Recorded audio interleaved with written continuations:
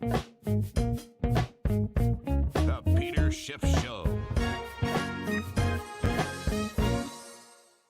Today's podcast is sponsored by DeleteMe. Take control of your data and keep your private life private by signing up for DeleteMe. Get 20% off your DeleteMe plan when you go to joindeleteme.com/gold and use the promo code GOLD at checkout. Today's podcast is also sponsored by Mint Mobile. For a limited time, new customers buy any 3-month Mint Mobile plan and get 3 more months free at mintmobile.com/gold. See Mint Mobile for details. Today potentially was a significant day in the U.S. stock market. It started off this morning just like a typical day. We've had a string of new 52-week highs. And in fact, for the Dow Jones, NASDAQ 100, it hasn't just been new 52-week highs. It's been new all-time record highs. The Dow's high that it set this morning was 37,562.83. And, initially, the markets shrugged off some bad news. They didn't really care. The markets were going up. Before the bell, we got earnings out of Federal Express. And Federal Express opened up down about 10% or so. And it ended up closing the day down 12%. But the 10% decline should have cast a negative shadow on the markets. It's an important stock, kind of a bellwether of what's going on in the economy. Because so much of the U.S. economy, unfortunately, is comprised of consumption. And most of the stuff that we're consuming is shipped either through Federal Express, UPS, the post office. Think about all the online commerce. Everything that you buy on Amazon, on Walmart, all that stuff is shipped. And FedEx had a pretty big miss. They missed on the top line. They missed on the bottom line. And in fact, year over year, there was a decline, an actual decline in their revenues. Now, I'm sure that over the last year, FedEx has raised its prices. I mean, everybody's raised their prices. But despite that, they're actually doing less in nominal sales than they did before. And so this should, throw cold water on this parade that the economy is in great shape. Because the fact that a lot less stuff is getting shipped is an indication that maybe the consumer is running out of gas, right? He's tapped out. He's leveraged to the max. He has all this credit card debt.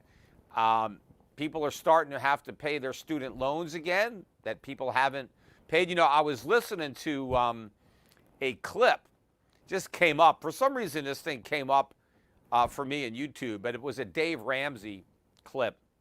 I remember back in the day, Dave Ramsey said some pretty friggin' negative things about me. This was back in 2007 because somebody had read my book, Crash Proof, and was wanting to sell out of the stock market back then.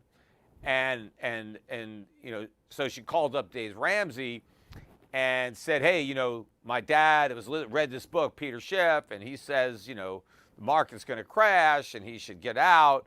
And Dave Ramsey was like, no way, this isn't going to happen, and he specifically cited like General Motors as like a stock that would never go down or something like that. I mean, this is right before the 2008 crash. So he kind of said I was a kook, I was the son of a kook. But, there are a lot of things that Dave Ramsey says that I agree with. I mean, he didn't get my criticism of the bubble economy, but, he gives out a lot of good advice on personal responsibility. Savings and debt, so he's a prudent guy. But this woman had called, or a guy had called up and, talking about all the problems that they were having financially, even though they had a joint income of about $360,000 a year, they were still living paycheck to paycheck. and the wife had about $250,000 of student debt. I think she was an anesthesiologist, so at least she's got a good job. She didn't rack up that debt for a liberal arts degree. But he pointed out that during this recent moratorium on student loans, when they didn't have to pay their student loans, they used that money to, build like a barn or something on their property. They spent like $100,000 building a barn or something, but they only did that because they used the money that they otherwise would have spent on repaying their student loans.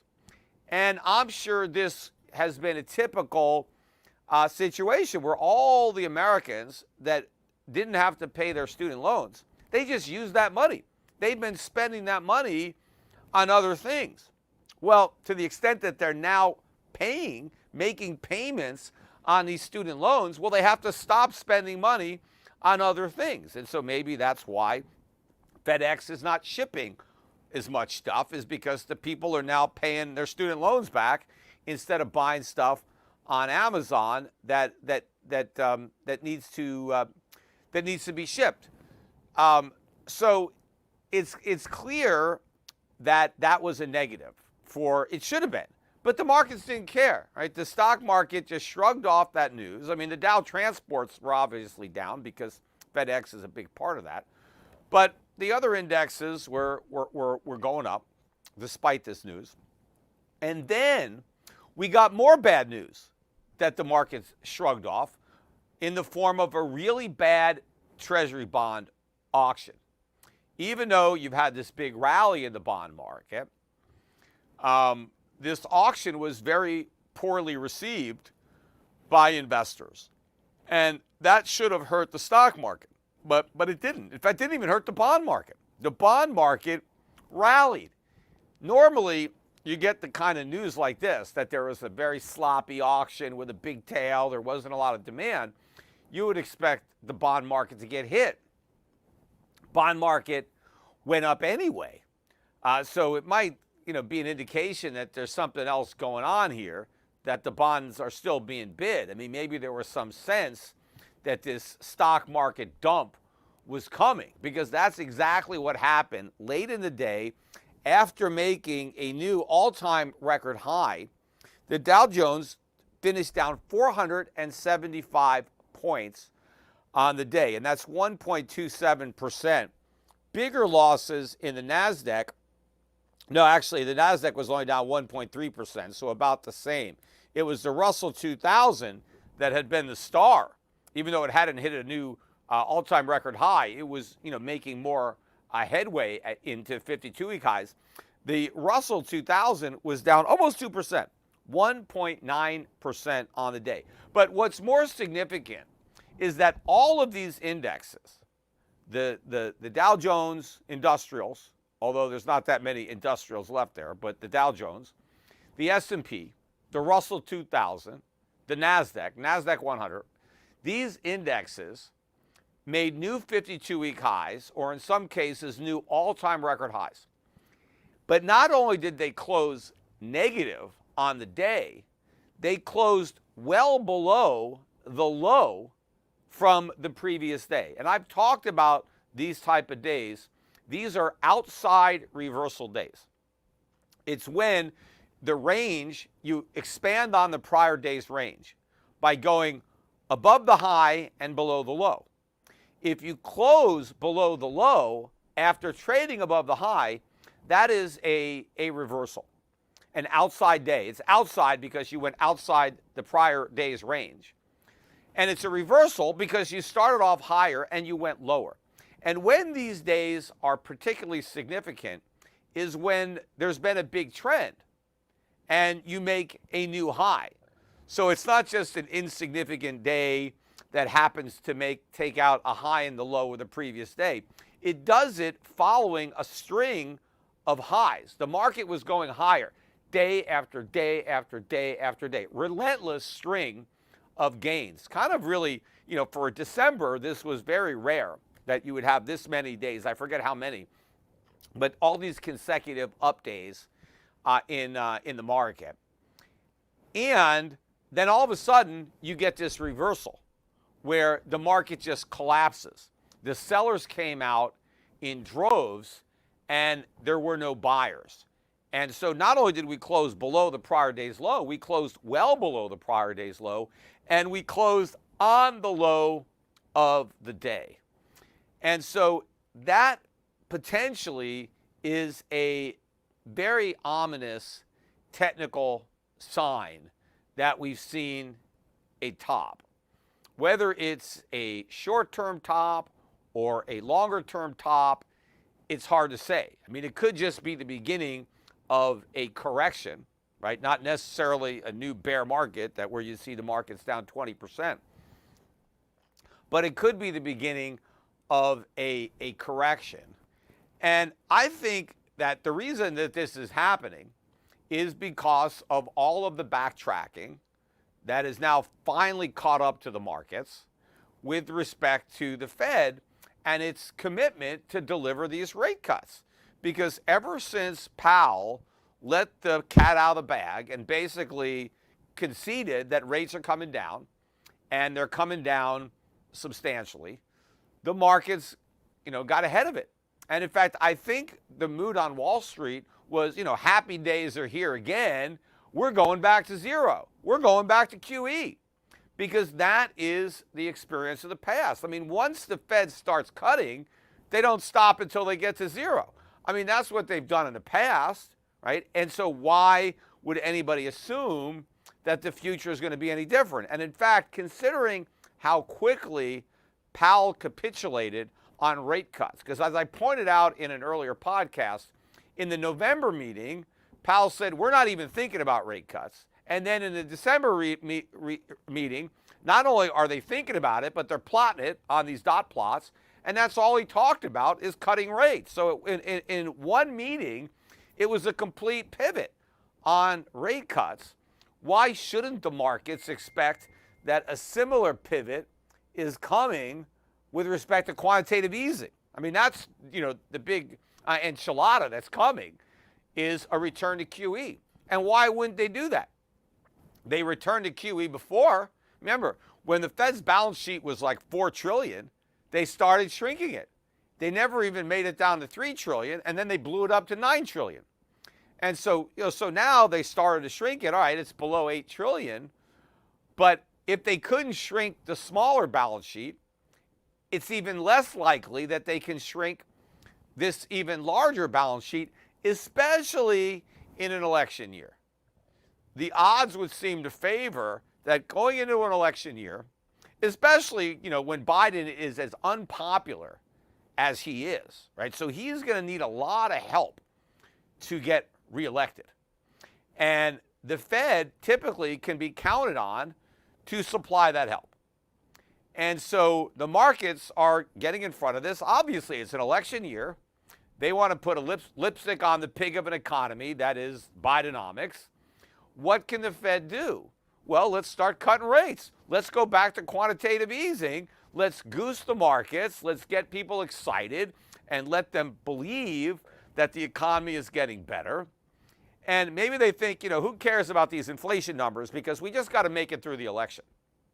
Maybe the result of us returning to quantitative easing and cutting rates, maybe the impact that has on prices won't manifest itself until after the November elections, and then it's too late, right? You can't take your vote back, right? If you actually get fooled into believing we have a good economy and you vote, 4 more years for Biden, and then after the election, you find out the truth, right? All of a sudden, prices take off and it hits the fan. You can't get your vote back. I mean, it's a final buy, right? There's no returns, right? You vote and you're stuck with who you voted for. So all they have to do is delay the consequences until after this election. So the markets know this, they think this, and so they're buying. But then, you've got all these Fed guys coming out and saying, maybe we're not going to cut. We're not so sure, right? We got to wait and see. We actually need more data. We're not really talking about rate cuts. And since that's the only thing that the market's got going for it, it's all about liquidity. It's all about inflation. That's the story. It's an expensive market, and the economy is weak. But that's the hope that the markets have been bid up on. And so I think finally we've started to see some surrender. So unless the Fed wants to come to the rescue of the market, by now reversing those calls, which it might do if the markets fall enough, right?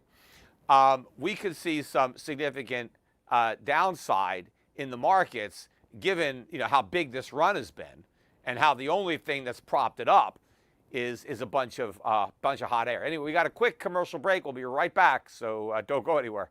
Did you ever think about how expressing your political views online can make you a target for cyber crimes, identity theft, even violence? The volume of personal data available online has tripled between 2019 and 2023, and angry individuals, fueled by their political views, can easily obtain personal details from data brokers on 98% of U.S. citizens. Your name, contact information, social security number, home address, and even information about your family members could be used for harassment and identity theft. The good news is now you can protect yourself with DeleteMe. As a public person, especially one who often shares controversial political opinions online, I am hyper aware of safety and security. DeleteMe finds and removes any personal information you don't want online, and it makes sure it stays offline. DeleteMe is a subscription service that removes your personal information from the largest people search databases on the web, and in the process helps prevent potential ID theft, doxing, and phishing scams. Sign up and provide DeleteMe with exactly what information you want deleted, and their experts will take it from there. DeleteMe sends you regular personalized privacy reports showing what information they found, where they found it, and what they removed. DeleteMe isn't just a one-time service. DeleteMe is always working for you, constantly monitoring and removing the personal information that you don't want on the internet. So take control of your data and keep your private life private by signing up for DeleteMe. Now at a special discount for my listeners. Today, get 20% off your DeleteMe plan when you go to joindeleteme.com/gold and use the promo code GOLD at checkout. The only way to get 20% off is to go to joindeleteme.com/gold and enter code GOLD at checkout. That's joindeleteme.com/gold, code GOLD.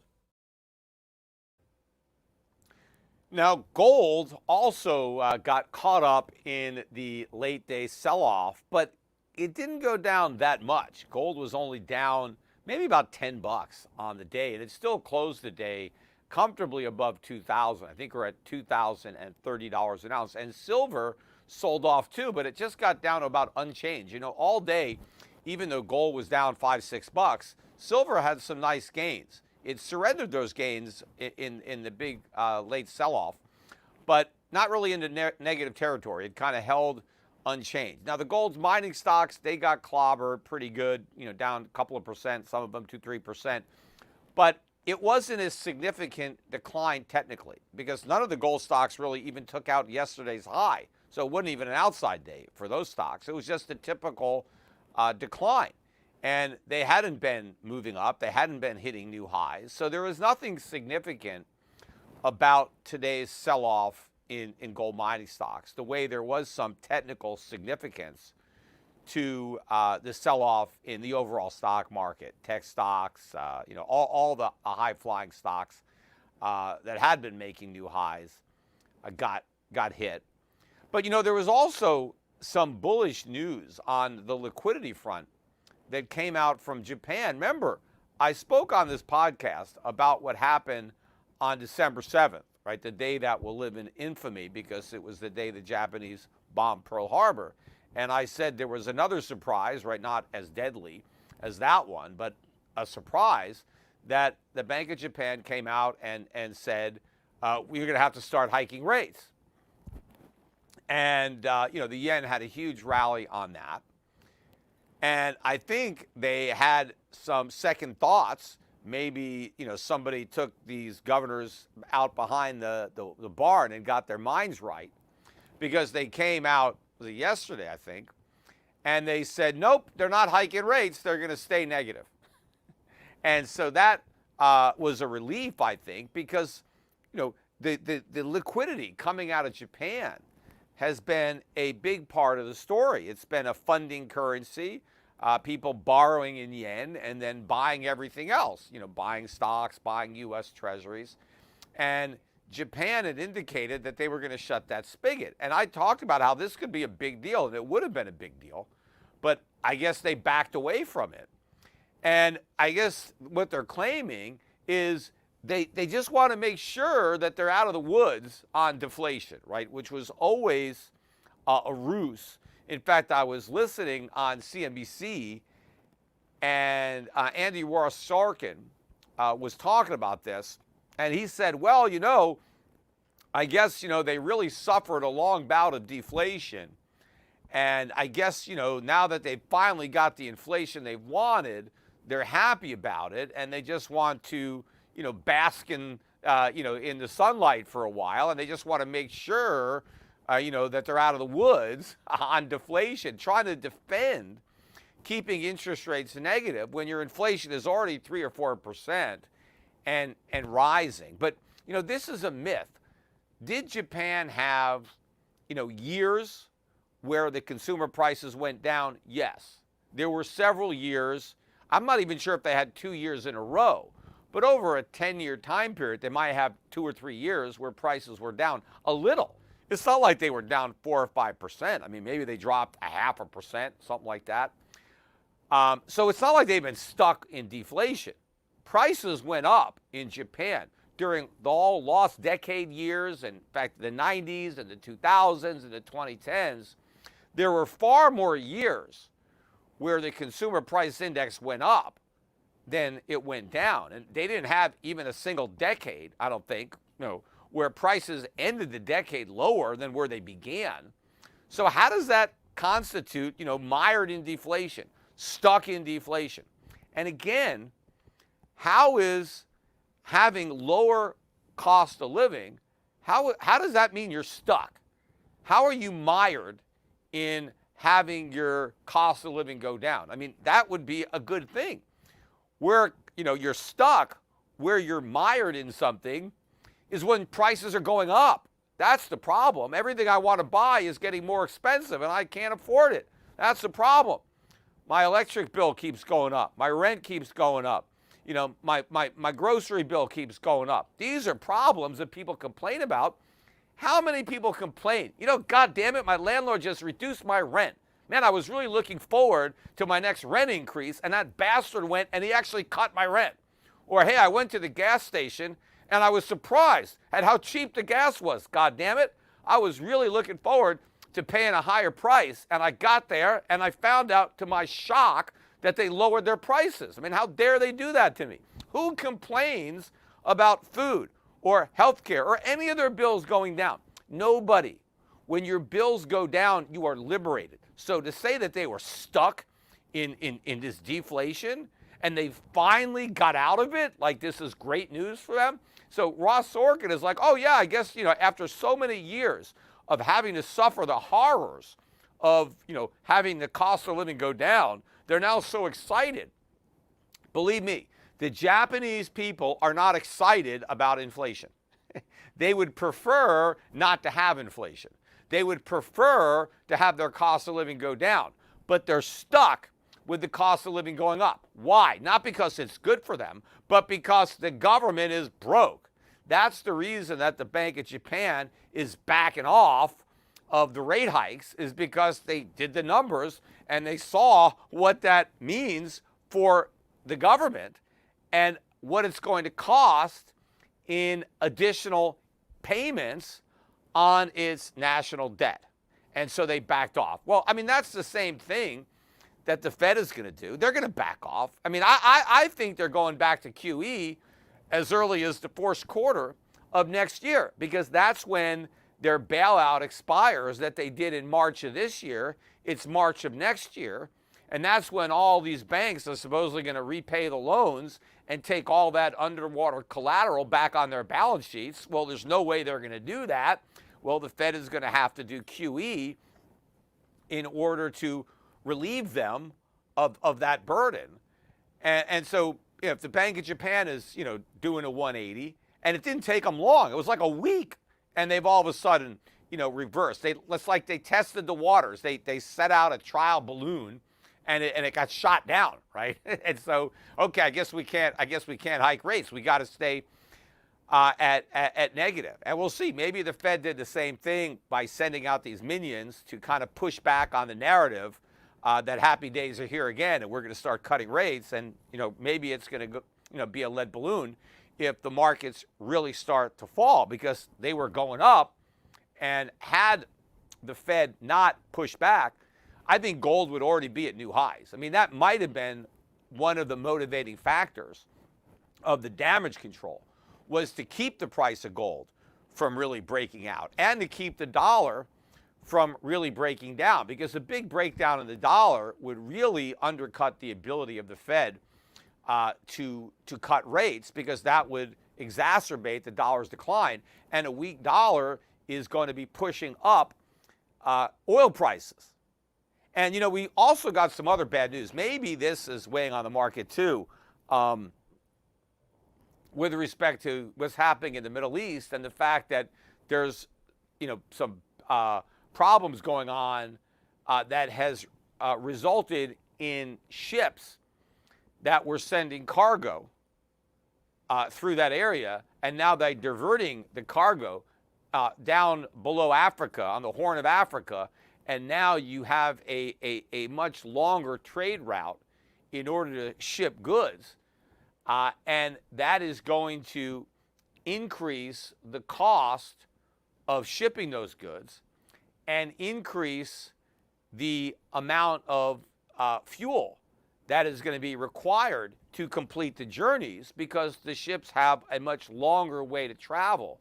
So not only does that mean it's going to take longer for the cargo to get to its destination, but it's going to be more expensive to get it there, and it's going to increase the demand for fuel, because the ships now have a further distance to travel. And so this is also going to be, pushing up energy prices. We've seen a pretty big move up in the last few days in crude oil prices. In fact, oil prices that were below $70 a barrel are now back at around $74.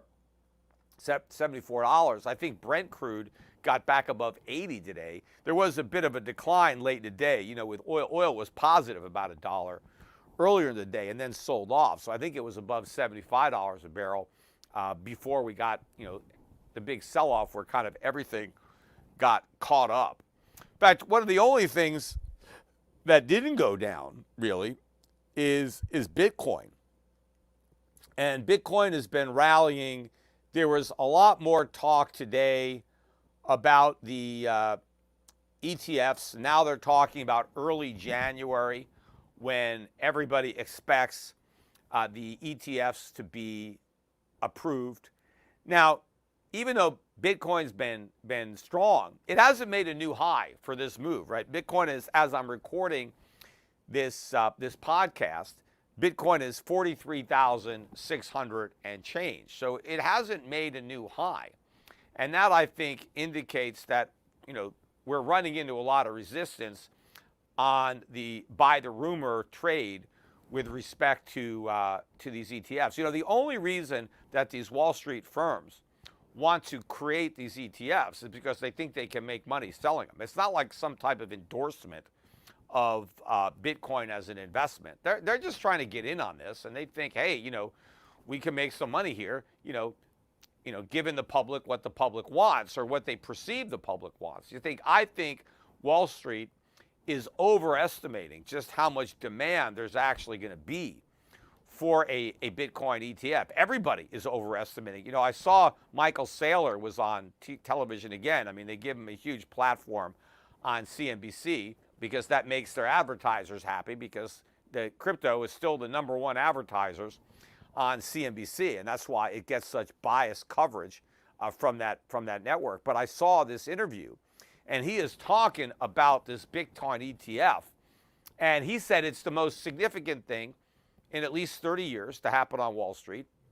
According to Michael Saylor, this is the biggest event since the introduction of the index fund, the S&P index fund, which is a gross overstatement of the significance. I think it's a non-event. I think it's historically insignificant. But clearly, he's talking his book, and nobody ever calls him out. Anyway, I'm going to continue with this on the other side of this break. So stick around. We'll be right back.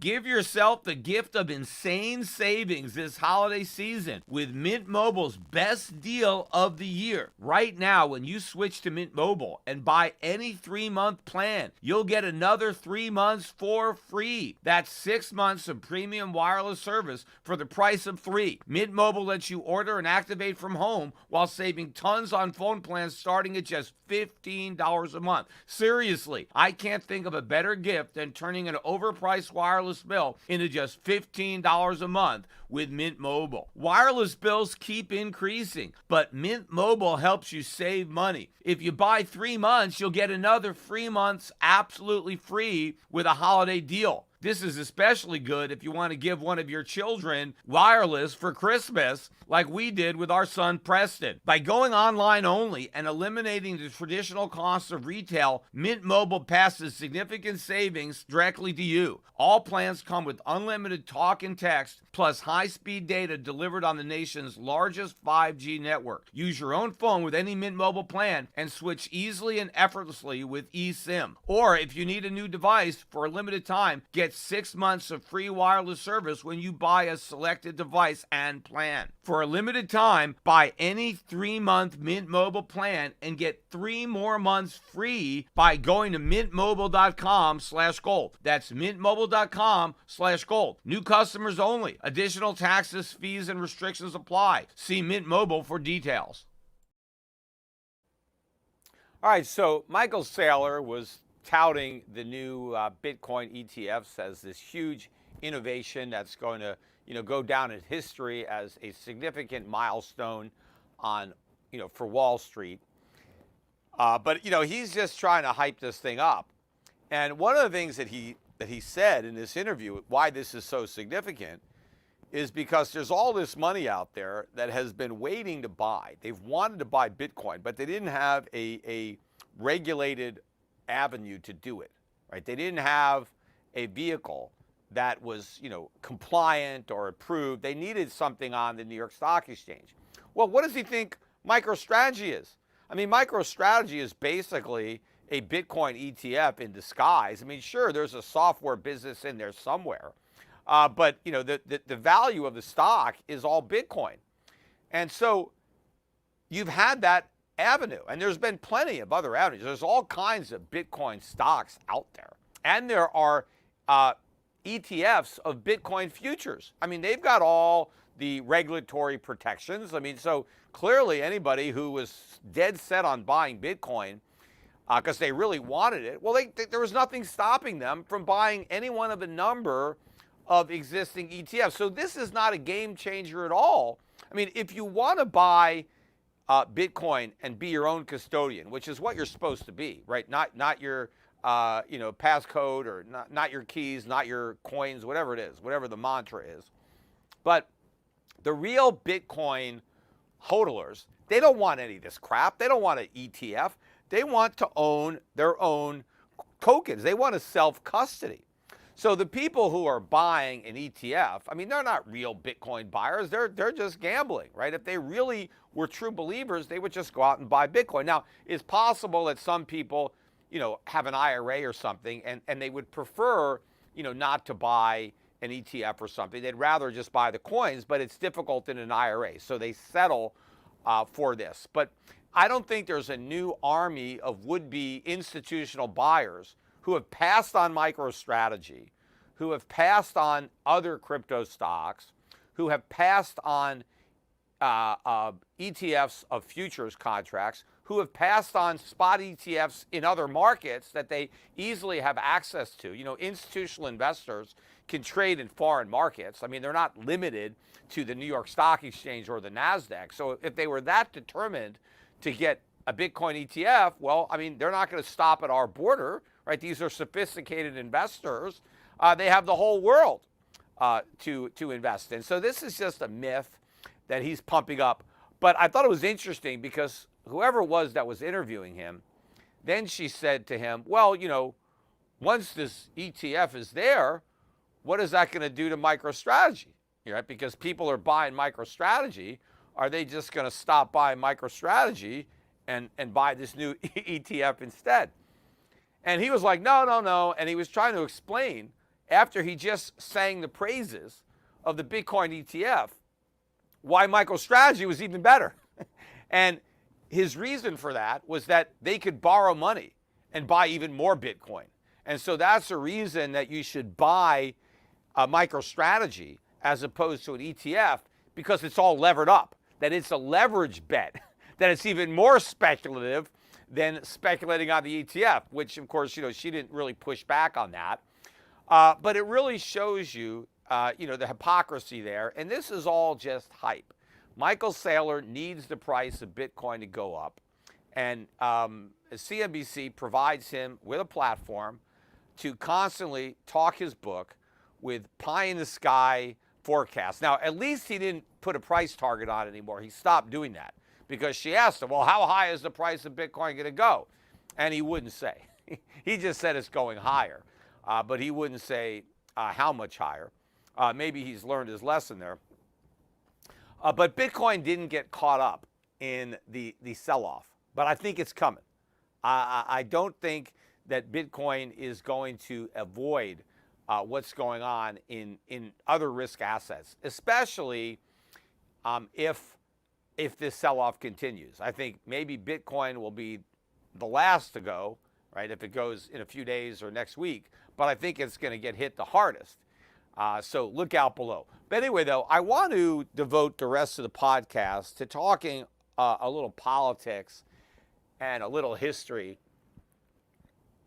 As you may or may not be aware, the Colorado Supreme Court has just declared Donald Trump ineligible to run for president, that his name will not be on the ballot in their state.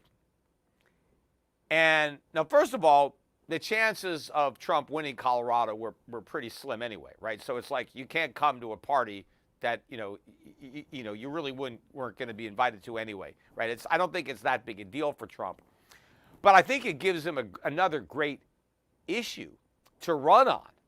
If a state that he was going to lose on anyway keeps him off the ballot, that's just more ammunition to win the swing states where he's still on the ballot. Unless, obviously, other states follow suit. But this is all politics. The state is Democrat, and the Supreme Court is obviously a bunch of Democrats. And so they've concocted a fake reason to keep Trump off their ballot. And they are looking at the 14th Amendment.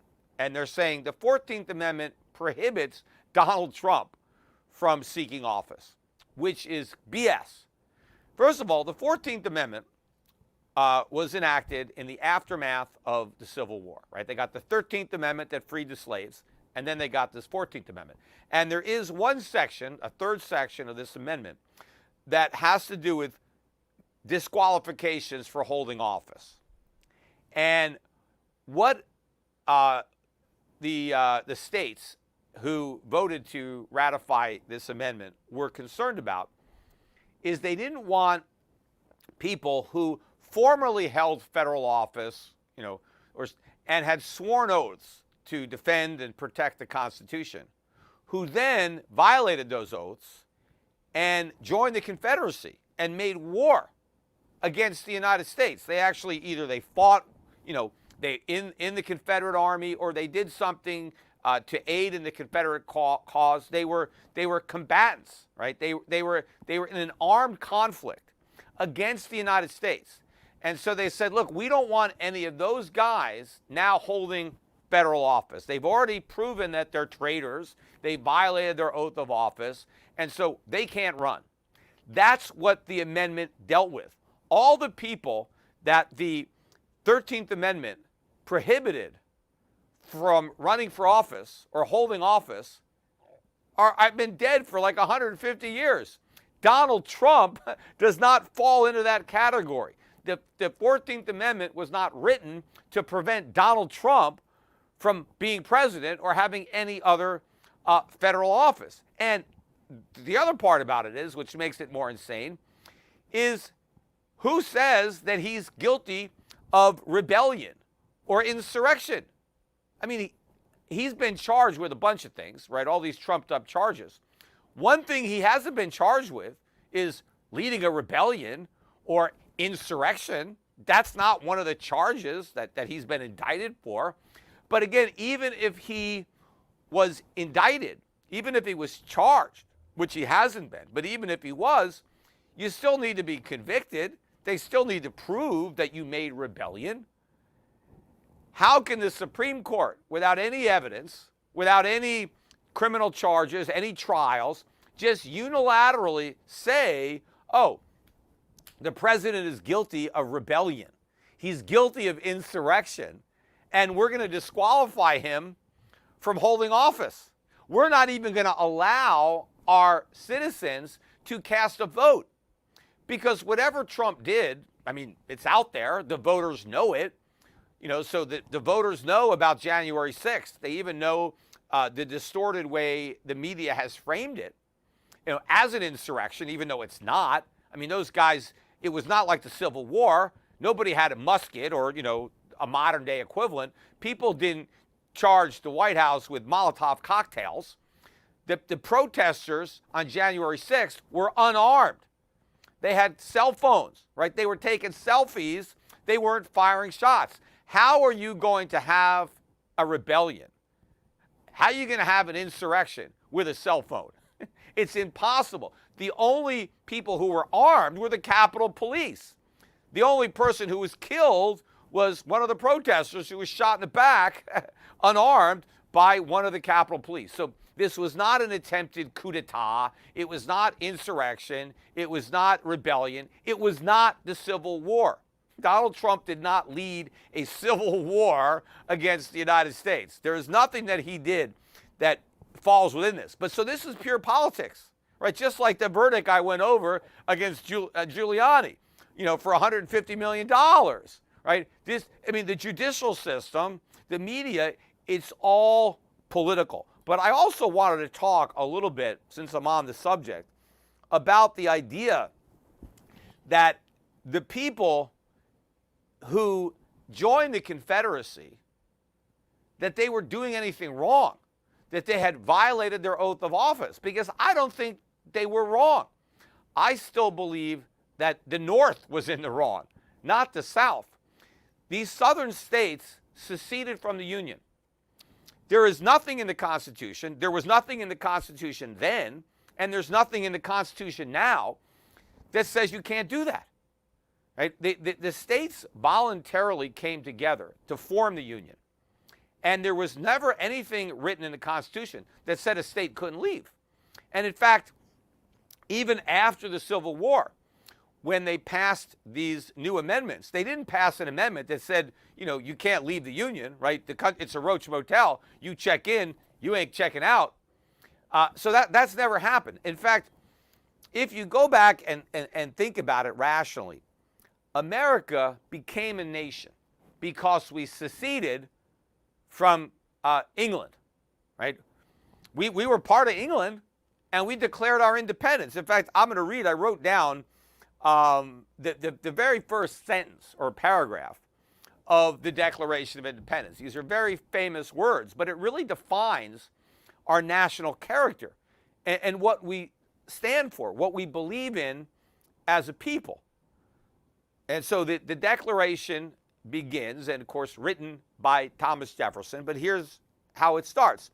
When in the course of human events, it becomes necessary for one people to dissolve the political bands which have connected them with another, and to assume among the powers of the earth the separate and equal station to which the laws of nature and nature's God entitle them, a decent respect to the opinions of mankind requires that they should declare the cause would imperil them to separation. So in other words, we have a right to dissolve the political binds that have bound us to another, in which case England, and we declared ourselves sovereign nation, a collection of states. Well, if 13 colonies can declare themselves independent of England by right, by a God-given right, why can't an individual state declare its independence and dissolve the binds that connect it to the United States? They should be able to. There's no reason why they wouldn't be able to. I mean, everything about our natural history up until 1860 suggested that you could secede. And in fact, people might not know this, but there was a movement. The initial secession movement in this country wasn't the southern states. It was the northern states. See, we got into the War of 1812, and that war was very unpopular with the New England states. And in 1814, they actually convened a convention, and they were going to secede over the war. They were going to leave the Union because of their objection. They considered it, and they ended up rejecting it. But they didn't reject it because they didn't think they had the right to do it. They just decided they didn't want to, right? But it wasn't like a question like, could they or could they not? They thought they could. Now, there was another, like tension. The next, real tension was in, I wrote it down, 1832. And this was with South Carolina. And the government was very upset at a tariff that had been passed that they considered to be unconstitutional. And so they told Andrew Jackson, who was the president, at the time, we're not going to pay this tariff. This is unconstitutional, and just, we're not going to enforce it. You're not getting any money. And Andrew Jackson was like, well, no, you got to pay this tax. You've got no right to just declare it unconstitutional. I mean, the Supreme Court would have to do that. You just can't unilaterally refuse to enforce a tax just because you think it's unconstitutional. And so there was a threat that Andrew Jackson was going to send federal troops into South Carolina to force South Carolina to enforce this tax. But it never happened. And, they ended up backing down, and they made some concessions. And so, they never had this confrontation. But it was not about secession. And in fact, at that time, South Carolina didn't say, look, we're leaving the Union because of this tax. They just said, we're not going to pay it. We're staying in the Union. We just don't want to pay this unconstitutional tax, right? But there was some threat of force. But that was the only real precedent up until 1860 that the government would do anything, would use force against the state, even just, for refusing to pay a tax that they thought was unconstitutional. Anyway, after Lincoln's elected in December of 1860, that's when South Carolina formally seceded from the Union. And following the secession of South Carolina, 6 more states seceded. So now you have 7 states that secede, and they form the Confederacy. None of these guys think that they're traitors. They're just exercising their rights to sever the ties that bound them to the United States, their God-given rights, just like their forefathers severed the ties with the king in England. They were severing their ties with the United States. I mean, it's hypocrisy to claim that we had a right to leave England, but now the same states don't have a right to leave the United States. Now, England didn't accept our rights, right? We told the king we're leaving, and the king said, no, you're not. And, he sent his troops to put down the rebellion, and we won. And we won our freedom. But the principle was, we thought we were just, that we had a right. If we had a disagreement with the king, we didn't like the way he was governing us, well, we could just leave. Well, why wouldn't the states have the same right? I mean, they would have more rights because the colonies didn't voluntarily join England. They were already part of England. It was the king's land that we were occupying. The king was there first. We were already his subjects. And we decided that we're leaving and we're taking all your property. With the states, all these separate colonies were independent. And they voted to surrender some of their sovereignty and join this union. And so the states would have even more right to secede from the union that they voluntarily joined than would British subjects have the right to tell their sovereign, we're free and you're not our king anymore, right? So what King George did to us was probably more justified than what Lincoln did to the states. So the people that did this weren't bad. Now, obviously, you know, the people in the North who had just won that bloody war, you know, had a different opinion, and they didn't want these leaders of that rebellion or people that participated in that rebellion to now hold public office. But also, another precedent, too, that people ignore. Oh, and by the way, too, even though those states, right, I said that 7 states seceded, Lincoln didn't do anything. It wasn't like the minute South Carolina left, there weren't troops there saying you can't leave. It wasn't until the Battle of Fort Sumter in April of 1861, so after these 7 states have already seceded, and then the Confederacy attacked a northern fort, attacked Fort Sumter that happened to be on an island off of South Carolina, and we told Lincoln, hey, get your troops off of our land. We left your country. We are our own country right now, and you've got troops within our border. Get rid of them. And then we attacked, and that's what started the war. So it's like, who knows, had the South never attacked Fort Sumter, who knows what would have happened? Maybe they would have been allowed to leave. I don't know if it was more peaceful. But that's really what the provocation was for the war. It wasn't the immediate secession of the states. It was the attack on Fort Sumter that was the catalyst that started the war. And then, of course, once the war started, I think another 5 states left and joined the Confederacy. And then you had a total of 11 states that were in rebellion against the United States. But the other precedent, I think, that was significant was what happened with Texas in 1836. Because Texas seceded from Mexico. They were part of Mexico. And they told Mexico, we're leaving. And then they joined the United States. So we were all in support of Mexico leaving, of Texas leaving Mexico, and we welcomed them into our union. We didn't say, hey, you can't do that. You can't secede.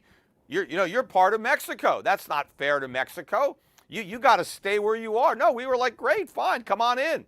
So if we're going to support the right of Texas to secede from Mexico, it's complete hypocrisy to say that Texas can't now secede from the United States. Now, apparently, too, it's in the Texas Constitution, or when they became a union, they reserved the right to leave.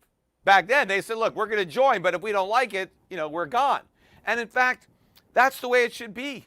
No state should be forced to be part of the union. Any state that wants to leave should be able to leave. If you're free, right? Because it's tyranny to say, no, you're stuck. You can't leave, no matter how much you want to leave. Now, part of the problem, of course, now, how are you going to leave? What about all the debt? If the country breaks up, what happens to the national debt, right? Because that could be one way that the states could get out from under this debt, is just leave. Look, we don't want any part of this debt anymore. We're out of here. Now, maybe the U.S. government could say, look, you could leave, but you got to take your share of the debt. But that won't even work, because if you're a state, let's say Texas were to vote to secede, and the state capital just sends notice to Obama or Biden, rather, or whoever's president, hey, we voted, we're out of here. right? I mean, everybody supports some kind of referendum in Puerto Rico. Does Puerto Rico want to be a state? Well, maybe Texas or maybe Florida. Maybe they don't want to be states anymore, right? Well, they have a referendum, and they vote, we're out of here. Even if they agree to assume a portion of that debt, yeah, we'll take, $3 trillion of the, of the $34 trillion in debt. Nothing stops Texas from just defaulting on that debt the minute they inherit it, because they really don't have an obligation. If Texas became its own country, and if I was, the president of the country of Texas, and I started off with $3 or $4 trillion of debt that I somehow got as the price of my freedom, the first thing I would do is default on the debt. Yeah, I'm not paying this. What are you going to do? I'm a sovereign nation, got a right to default. Meanwhile, Texas doesn't have a printing press, so they can't print the dollars. They would have to earn them. And so I would be like, screw this. This isn't our debt. We're just going to default.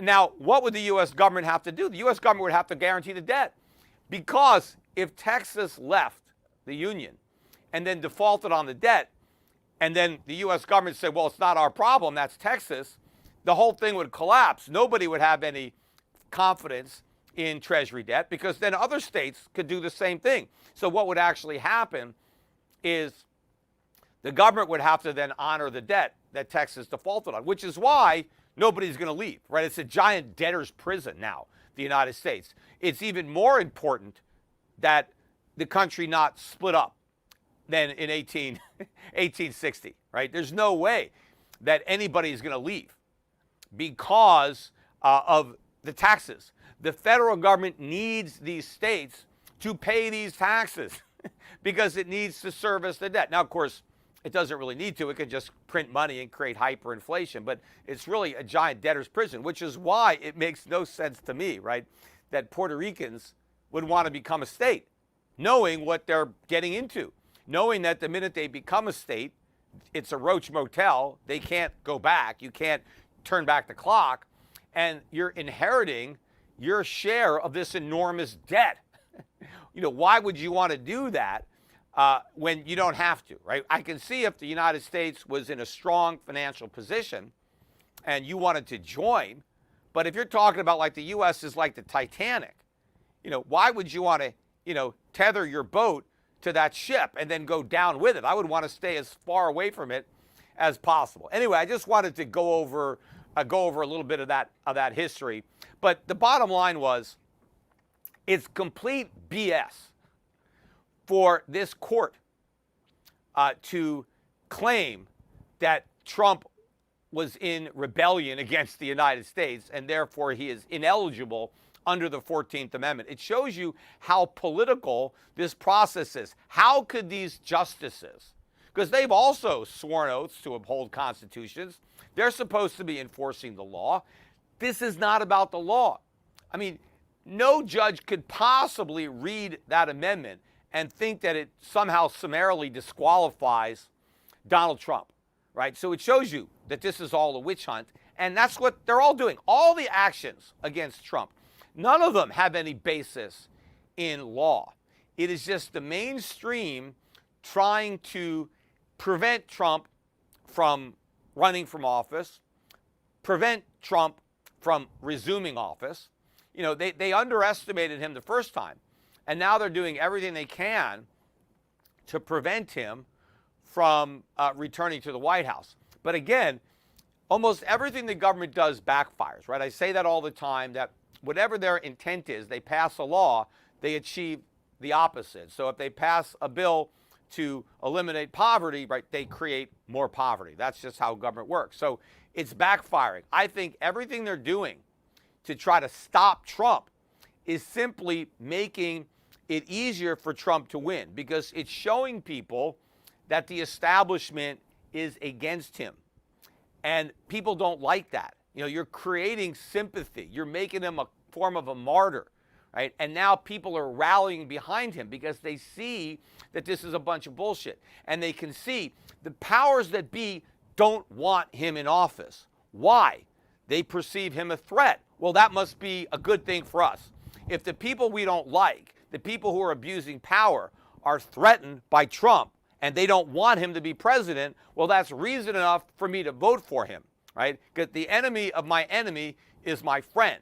And so Trump may be able to surf that wave all the way into a second term. Anyway, that is it for today's podcast. I am off to Connecticut tomorrow. I'm going to be back there for the holidays, and then we're going to go skiing with the family in Beaver Creek. So if anybody is out there and you run into me on the chairlifts, and I'll be all bundled up. But, just like I ran into a lot of podcast listeners when I was in the British Virgin Islands. So maybe I'll run into some on the slopes. I'm not sure how many podcasts I'm going to do over the next 3 weeks. I mean, maybe I'll do one a week. I mean, I'm going to slow down. I'm going to be mainly on vacation. But certainly, if there's a major event that comes out, I'm going to want to talk about it, even if I am on vacation. So just keep a lookout for the the announcements of an upcoming podcast. But I won't be doing them from my studio here. I'll either be doing them from my house or I'll be doing them from a hotel room.